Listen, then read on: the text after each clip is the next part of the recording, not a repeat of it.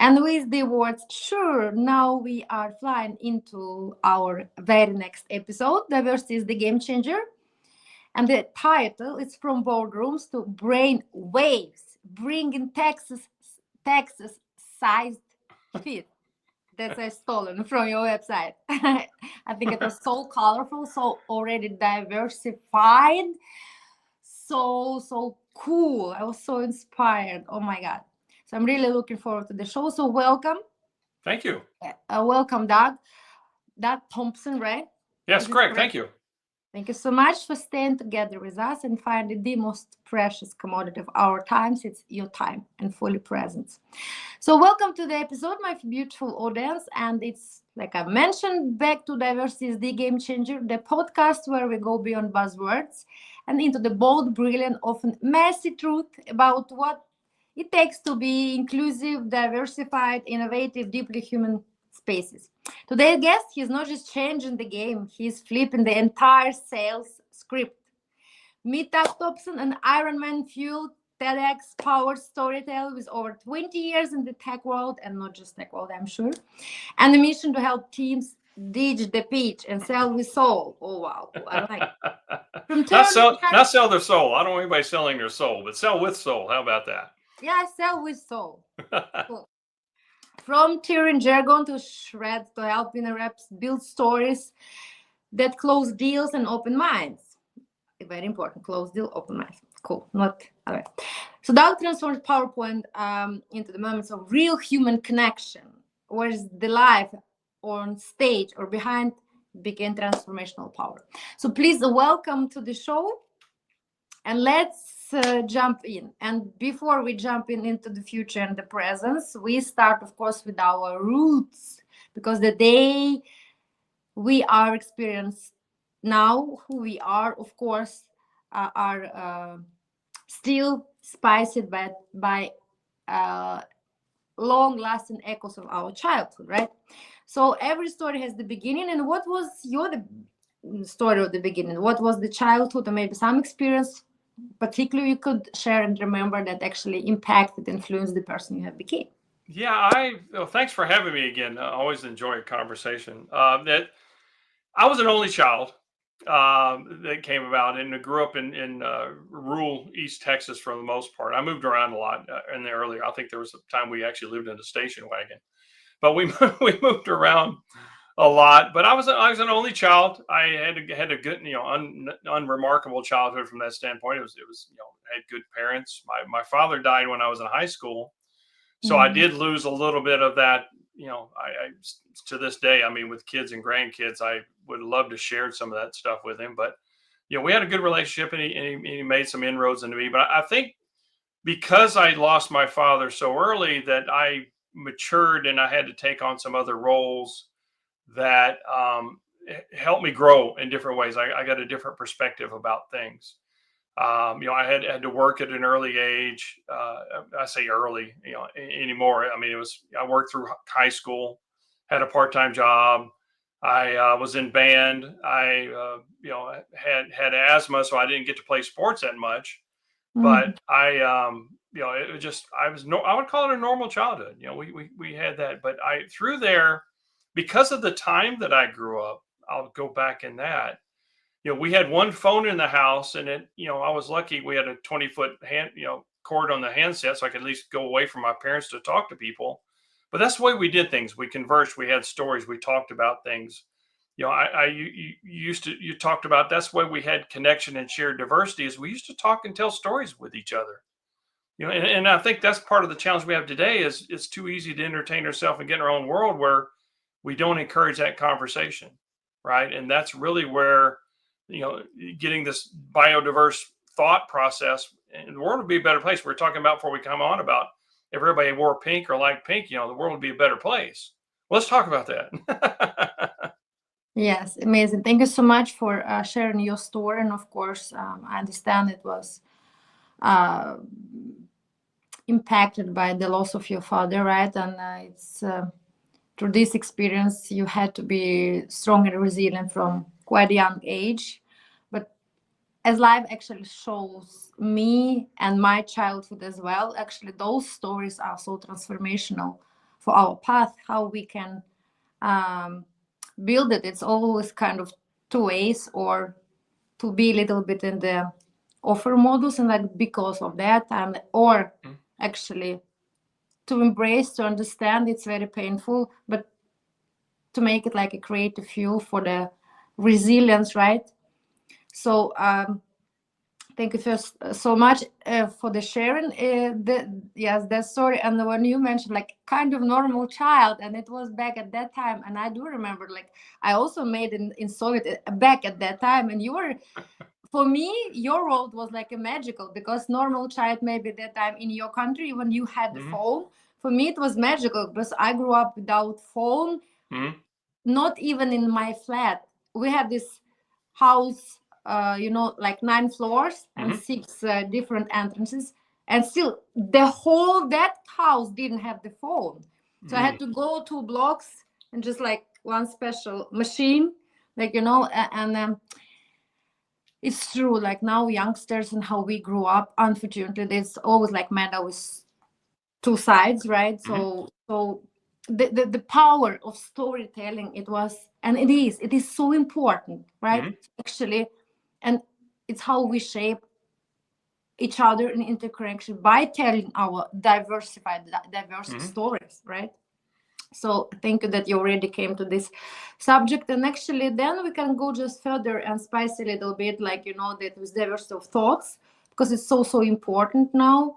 I believe like to go away back from this label like DEI, or now everybody like kind of confused about that, but actually we are different. Nature is different, fingertip is different, everything is different. It's so beautiful and so powerful, right? So tell then us how your career, like personal and private life, they are so intertwined, then went further, and in all your path, actually, what kind of role of diversity of thoughts and then inclusion played. And of course, now the stage is yours, and you can please touch a little bit with TED, and actually everything you've been. So I'll gave give you so much, but you can choose what actually the most important you want to share just right now. Yeah, I look at it. Most of my career has been part of a team, and I'll start. My first job out of college, I was a copier repairman. I went for an electronics degree, but I was a copier repairman. So if the copier broke or something, I got called in to go do that. And what I learned during that time frame sort of started the baseline of my storytelling and how I explain technology and stuff. Because I would go talk to a customer, and they would have a problem, and humans are curious. They want to sort of know, well, what caused it? What is it? And I learned that not the same story wouldn't work on everybody, even though it could be the same problem. Explaining it the same way did not work for everybody, because they had a different perspective. They came from a different place, a different set of knowledge. So what I learned to do, and this is some of the stuff I'm writing in my book, is how do you sort of understand who your audience is and tell a story in a framework, in a format that they will understand, right? So that's, I learned that doing through all that copier, when I go to explain one person, well, here's a jam, especially if they did something wrong or needed to do something, how do you explain it? And sometimes it didn't work, so I learned by a lot of trial and error. Well, that story didn't work. I need to put that one back in there. But again, understanding your audience, or as Lila Smith, a friend of mine, talks about your communication partner, understanding their frame of reference and their point of view, and how can I leverage that to communicate more effectively. To go to, it's not that it's bad or it's not that either way is bad, but we need to learn to communicate from a different frame of reference than maybe what we're used to.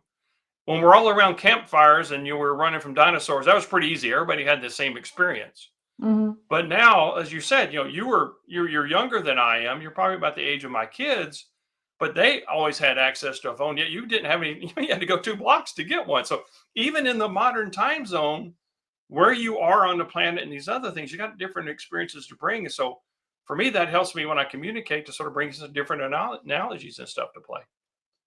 Like, what is the age of your kids? The oldest one is 40.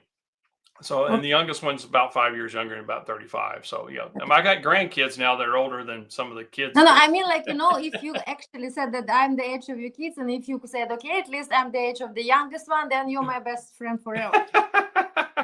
You're always the youngest one. I know, with having daughters, you're always the youngest one. Okay, because I'm a little bit this age you mentioned, plus a little bit more wisdom and experience. But then, if you choose the youngest one, we are besties. That works. That works. Okay, that works. Amazing. Thank you for your reflections and your wise knowledge. You're coaching and you build emotionally resonant stories, and very, very different. And even site, when I have been visiting your site, it's quite different. I did love so much this picture and story about your waffle chaos. Can you please share about this one? Oh yeah, it was. I was like, oh my god, what is it? This is so different. This is so cool. And actually I'm building my homepage, and I'm like, oh, okay, this which one was it? Give me. Can you be? You were standing in like picture with a lot of these waffles. Oh, yeah.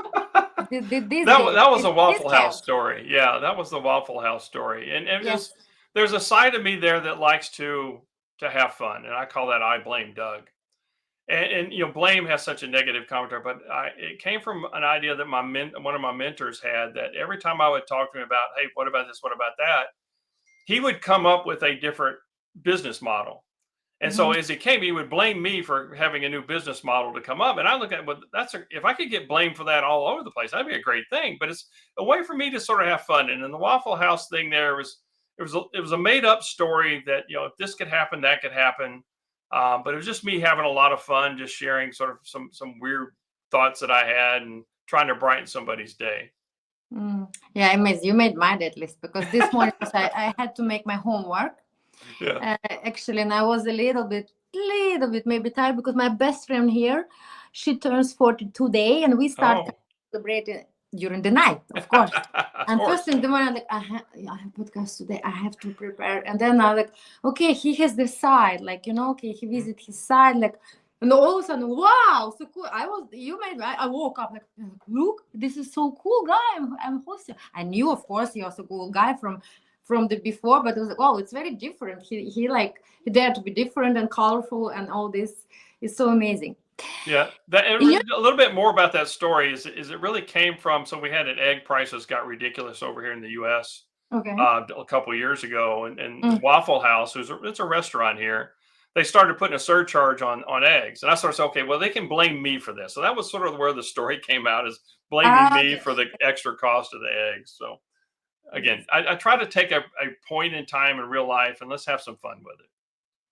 Joyful. It's so sad that people now, in all this stress and business success, they actually forget about joyfulness. It's so important. It's like meditation, that then it takes your focus and presence to be just here, just right now. Because we know mental sometimes, our mind, like mental cage, always like in the past or in the future. But when you have joyfulness and you're playing and you are laughing, you are here right now.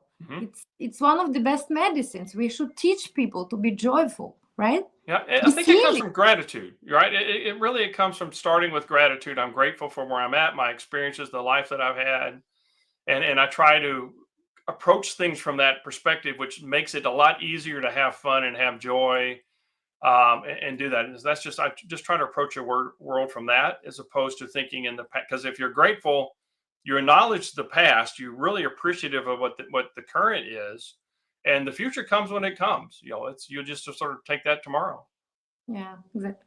It's exactly the same routine I have. Like, I start my day with meditation, because I never know what this day can bring to me. Especially now, I'm Ukrainian, right? So kind of all plans I've built in my life, and I was achieving and like working towards something. So the 5 minutes bump came, everything is gone, right?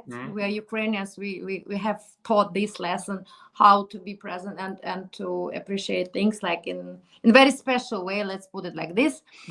So but even in that, I'm trying to find gratefulness, and it's the same, like very morning after meditation, I have this ritual to write 3 things why I'm grateful. And now I'm so funny. It's like sometimes before it was like so easy. Oh, okay, at least my breath, my new day, my new way. Okay. But now I moved to Paris and now I make my challenge that now I'm trying to write it in French. Oh, yeah. Oh my God. They're like, okay, Valeria, you are okay. But anyway, thank you for gratitude. It's so, so important, right? Now we are a little bit back to especially your career. And because it's a tech environment, it's so very important. Now we are in interaction with tech all the time, right? How we should balance, actually, this is another question. But in your experience, what is the key to create like truly exclusive work environments, especially in high pressure sales and tech environments, and how actually to get this balance between all that stack, which is now we kind of not pressed, but yeah, we have to interact all the time. But what is the balance between to just be like, some people, they say, I have my best friend, it's ChatGPT. I believe it's so sad. It's true. Yeah. Youngsters, they really believe that friends in social media, it's friends, but it's not. It's not. Yeah. It's really, again, always being part of a team and recognizing the value of each person of that team, and trying to always try to learn something from each member of something. And I really like mentoring people younger than I am, because it helps me get a different perspective. Much like being a guest on your podcast and stuff, I'm getting a different perspective of, life where you grew up in Ukraine and now Paris and the challenges you have. Is it one, it helps me be grateful for the things that I have. It reminds me of the gratitude, but it also then says, okay, how can I communicate to them? What's their experiences with these other things, so that if there's some information I can share with them to help make them better. I'm always trying to help improve people around me, or how can we, as a team, how can we come together, take the best of each of us, and come up with a great thing to do? Because in the tech world, it does tend to attract a lot of, especially in sales, a lot of me focused people, right? I am this and I am that, which is a shame. And it just whatever it is about it, be the speed of it or the knowledge and stuff, and it tends to attract those. And I try to, sometimes you try to bring them back down to earth, but sometimes it's okay, how do you work with them? How do you, because they can be a toxic part of a team. You talk about diversity, they don't tend, those people don't tend to be open to different thoughts, right? Because what's gotten them there, they've gotten to a certain point because of some skills or something on that, but that's the only way that they think about that they can do that. That's the way that they know. And unfortunately, they aren't necessarily what's best for the team, right? But I've been fortunate not to have that too often to come on. But it is a part of the team. I try not to be the loudest in the room. I always try to talk less than what the others do. And even like when I'm meeting a customer, I'll use that for an example. I'm trying to understand their world. I'm trying to understand their problem. If I talk more than they do, I failed at my job, because I thought that I'm more important than what they are. So approaching things with a curious thing to understand, again, what are their challenges? What's going on in their environment? What are the problems that they're having? And then when I come back, I can share.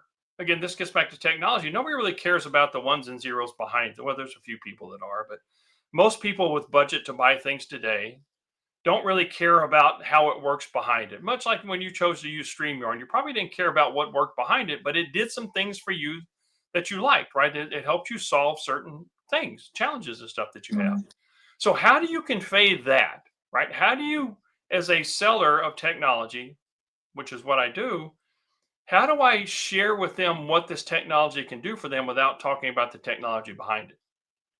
And by understanding their frame of reference, their day-to-day life, when in my storytelling arc, I call it starting the story where your audience lives. Again, what's their life like on a day-to-day basis? What are their needs? Then I'll use those words to describe that. So for me, it involves a little research, which I like because I'm a curious person. One of my top, you may have heard of Clifton strengths before, a Gallup strengths on that. There's 35 different traits that you have. My number 2 is like information gathering. I gotta get more information with that. But adaptability is my number one, which really works into the storytelling because I can adapt that story Mm-hmm. to their frame of reference, right? Mm-hmm. And that sort of goes on. Now, again, getting with teams, the more I can understand from different people, their perspective, these other things, it makes my stories better.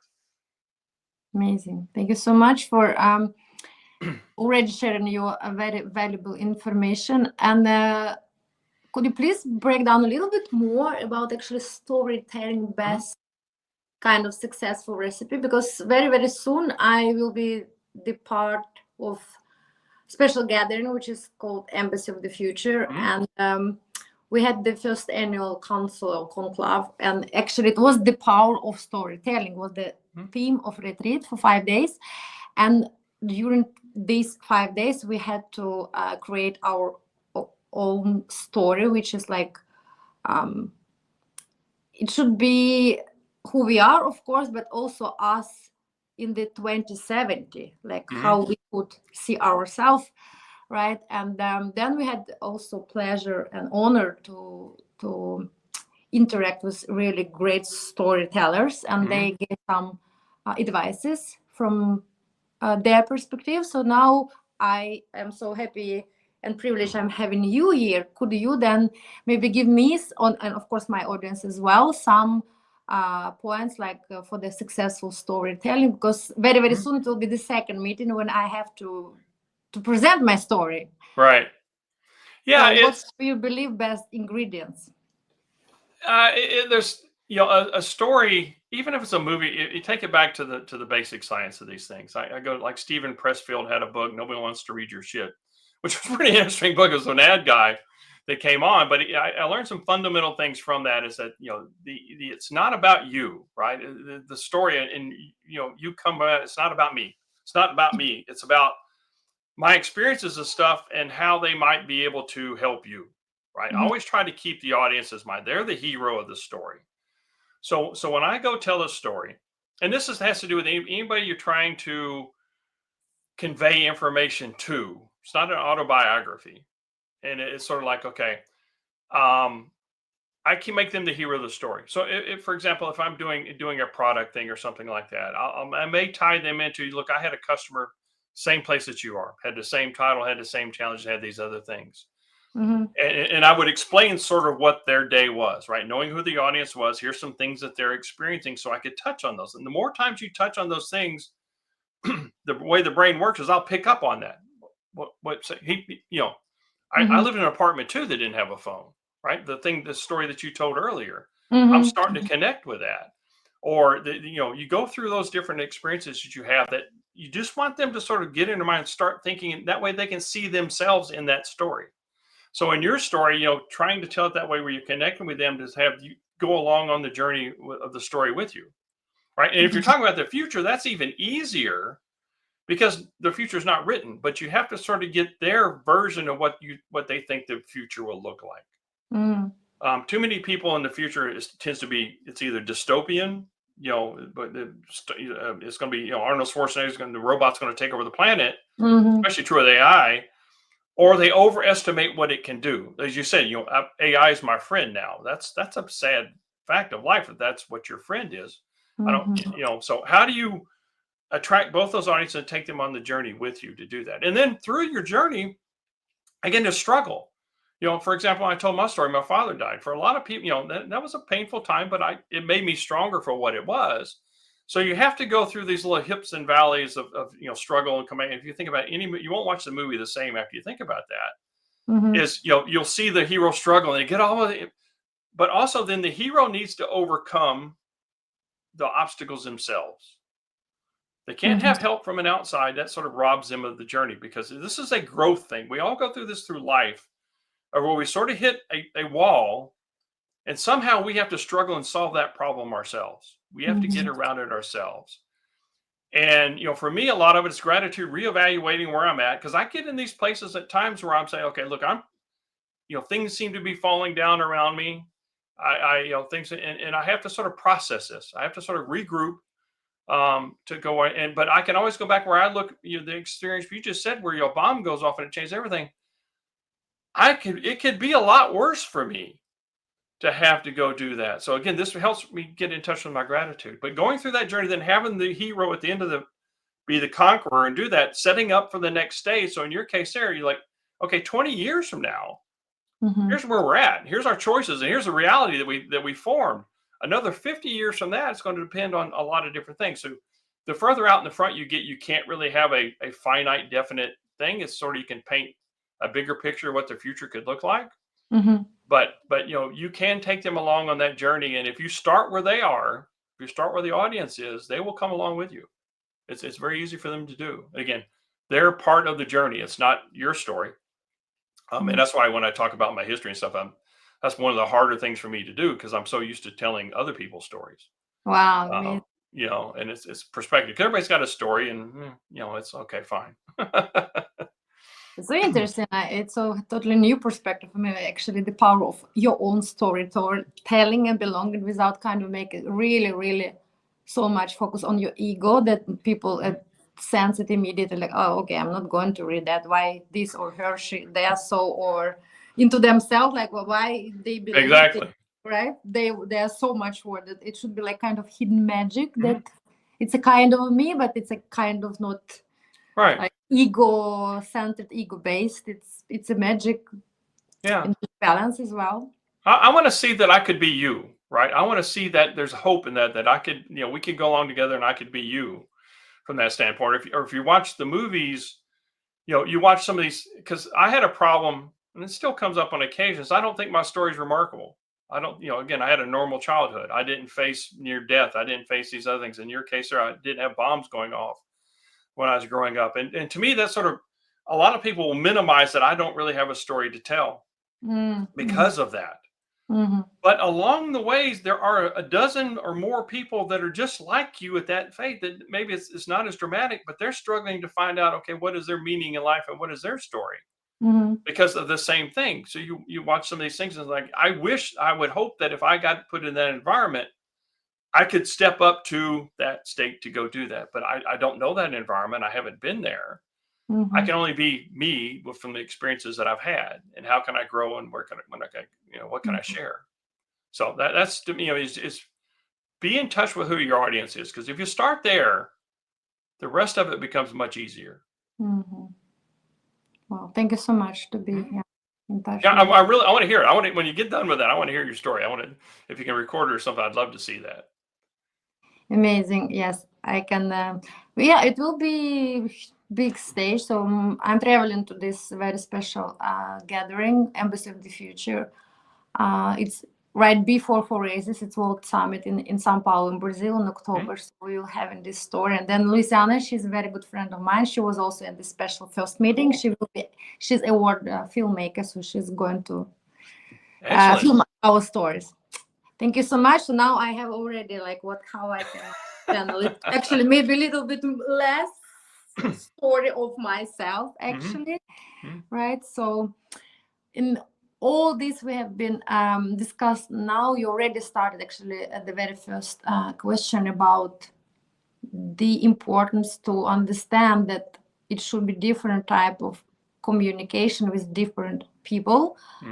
Because of course their environments, where they come from and everything, but also I do believe, as a passionate and powerful advocate for neurodiversity, cognitive diversity, it's also how people perceive the information, right? The different brains are wired differently. Like me, I'm displaying OCD, neurodivergence, and sometimes really severe episodes. So my brain perceive the world, information, everything differently.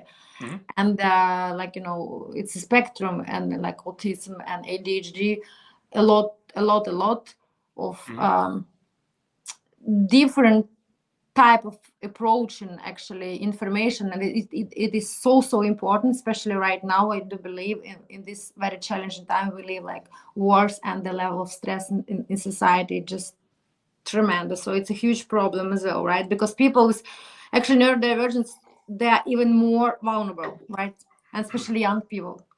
So what is actually your opinion or journey? Has it ever been shaped by kind of understanding what it means about diversity? Yeah, just very freely, actually. Just just your reflection about that subject. Yeah, in doing a lot of presentations, corporate events, or training stuff like that, you get a Mm-hmm. wide audience. I'll tell a couple stories. One of them was there was a gentleman that was deaf that worked with one of my customers, Mm-hmm. and so when I would talk with him and do these things, I had to be more purposeful. He could read lips, so I would consciously have to sort of focus and make sure I wasn't, because I tend to like look at an entire audience, but when I tried to be over his direction a little bit more Mm-hmm. often than not, and sort of share that. So being aware of what was going on, and also when I go to, I've done things where I've had a translator. So I've gone to Japan, and this is not necessarily neurodivergent, but there is a language barrier, which sometimes in the diversity, that's part of the problem. Is that I had to learn to talk with an interpreter, Mm-hmm.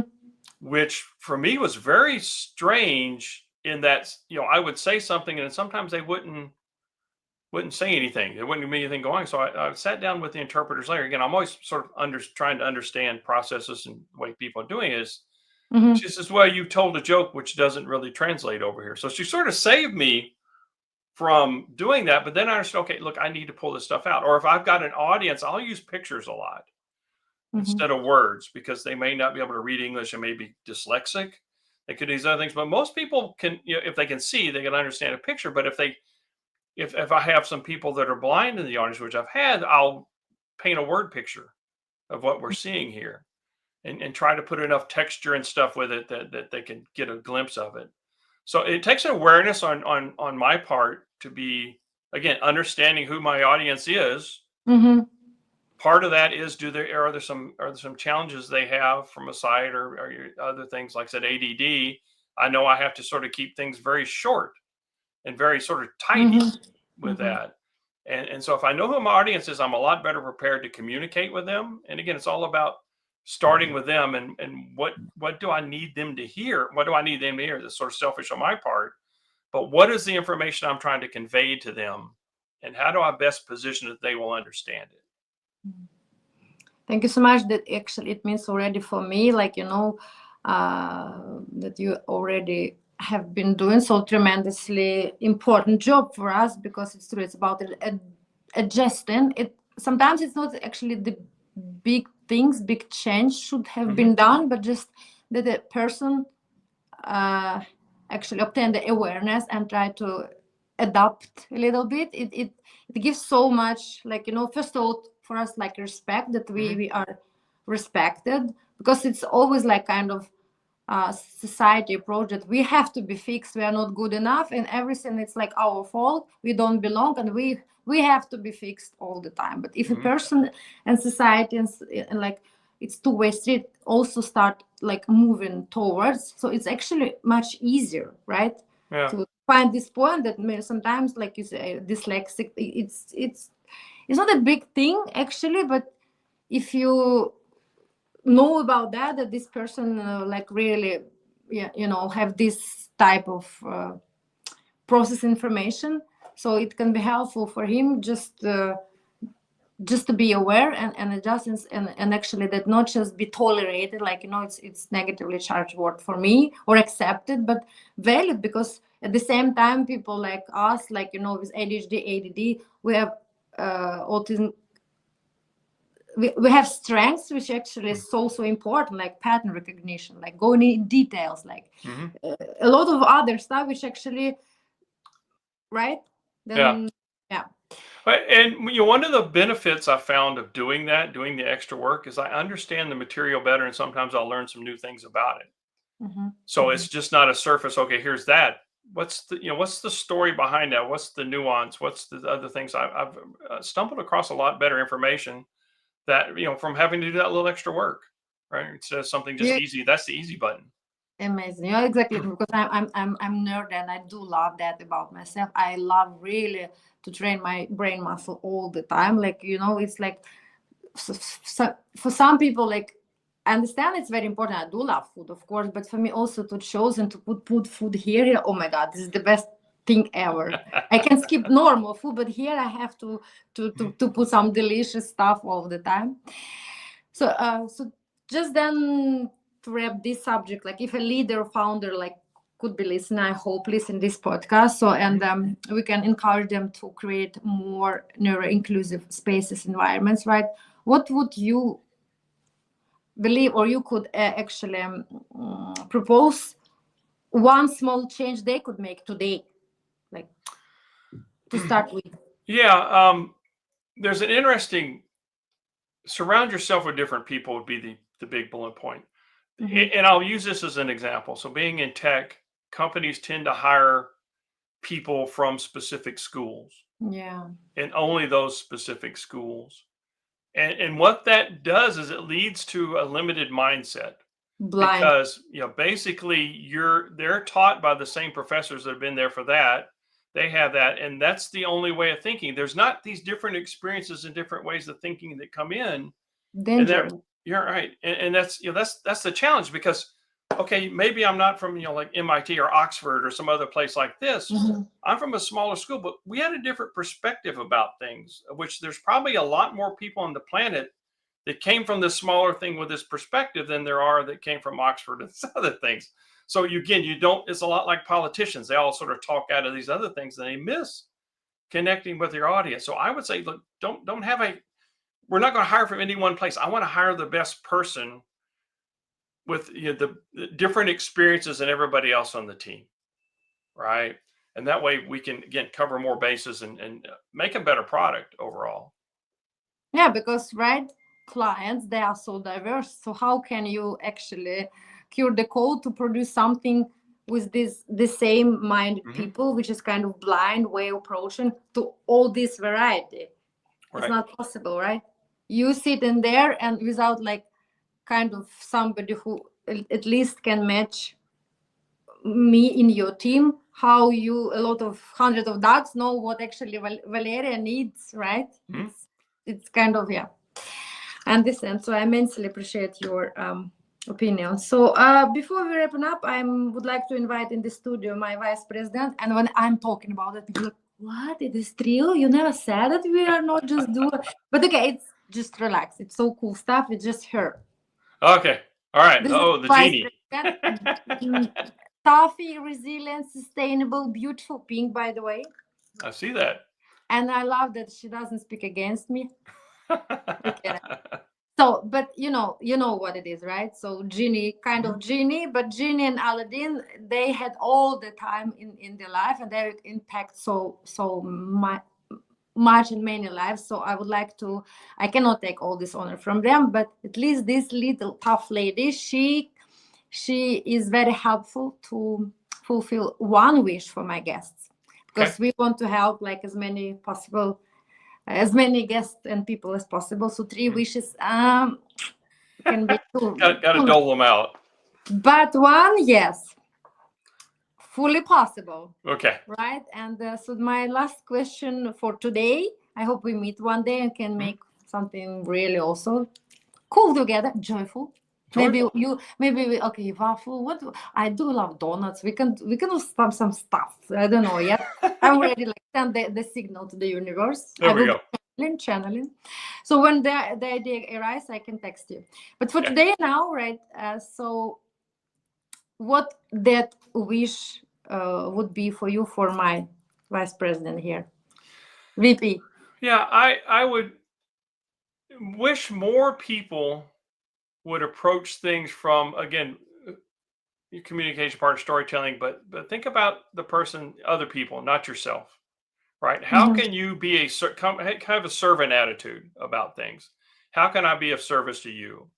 How can I help it? Because I think if we all did that, the world would be a much better place, right? Because it's simply from that perspective, it's hard to do anything nefarious if what can I do to help you? Because by helping you, I am helping me. Exactly. Be it learn a better story, do something else. Again, solving a problem that you have if I'm selling a product or a book, hopefully you could read, how can I be of service to you? I think that'd be my wish. More people being servants. Wow, what a powerful message. Thank you so much. I can already feel that she start working it and like kind of energy, because she start already being warm by energy to do this wish. Come true. Powerful message. Thank you so much for being with us today, for sharing your wisdom, knowledge to impact me. Like, I also do believe in every interaction. We are both students and teachers all the time. And I'm like you. I do love nerd stuff. Oh my, this is my second name. That's for sure. Thank you so much. And my beautiful audience, please be inspired by this conversation. Reach out to me, reach out to Doug if you have any questions, if you would like to know more about his book. When actually your book is coming? I hope to have it done by the end of the year. So it's called Sell by Story.